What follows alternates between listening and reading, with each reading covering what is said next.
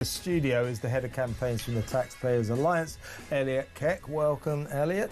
Morning, Kevin. Well, let's talk about this. The costs of this ludicrous, pointless inquiry. So far, 3 years of it, is £192 million. It's working out at the moment at £160,000 every single day.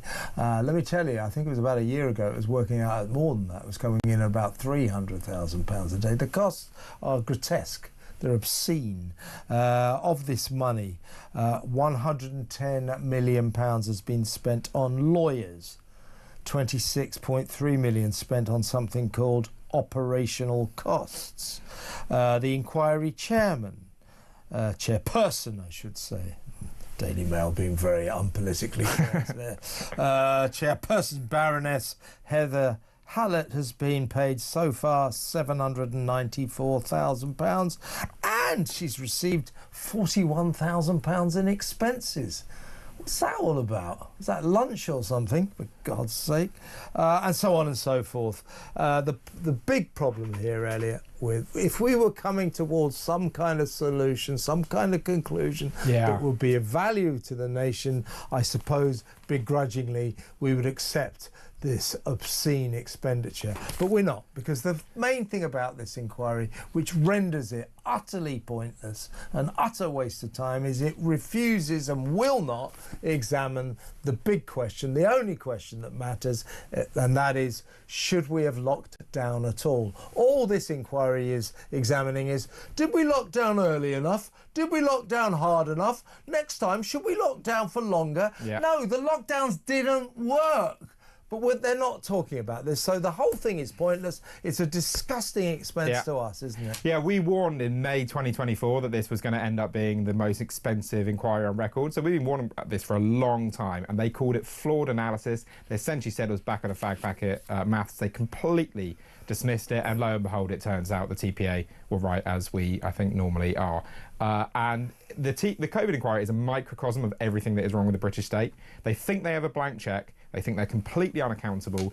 They think they have an unlimited remit to look at and do whatever they want. And it's all with our money, hundreds of millions of pounds worth of our money. And as you said, the one key question is, was it worth it? Was it worth destroying lives, destroying businesses, destroying educations?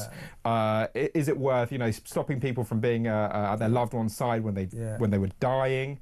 Is it worth the enormous economic and societal damage to save the number of lives it did? That's the only question that it should be looking at. And they're not looking at it. And if you go to that inquiry, it's in this vast room. There's usually, I don't know the exact numbers, there's probably 120 people in there at any given time. There's not any lawyers. They've got teams of assistant lawyers behind them. They've obviously got stenographers taking it all down. They've got court clerks. Look at them. Rows and rows and rows of them. God knows what they're all doing, but they are all costing us £160,000 a day. That's an obscenity, isn't it? The self-importance and the ego of this inquiry is absolutely extraordinary. And really, this should have been wrapped up very quickly after the pandemic. In order to learn the lessons, you want to learn the lessons at the maximum point of interest, the maximum point of focus, when it's fresh in the mind. It sort of reminds me of the Chilcot inquiry, right, which only reported a few years ago, despite, decades on from after the Iraq War started. And by the time it reported, nobody cared. It was ancient history. That's exactly right. COVID, lockdown was now 6 years ago, coming up to 6 years ago in March. Right, that's when lockdown started.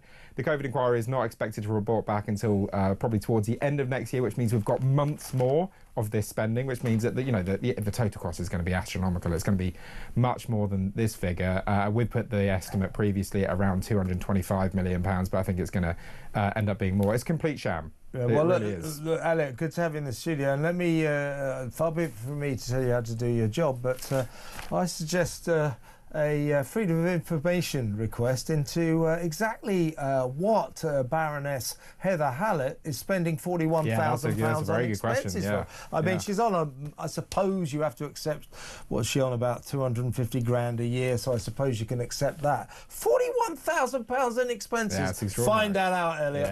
And then you can come back and tell us all about it. We'll do some digging. Elliot Keck, head of campaigns at Taxpayers Alliance, thank you so much.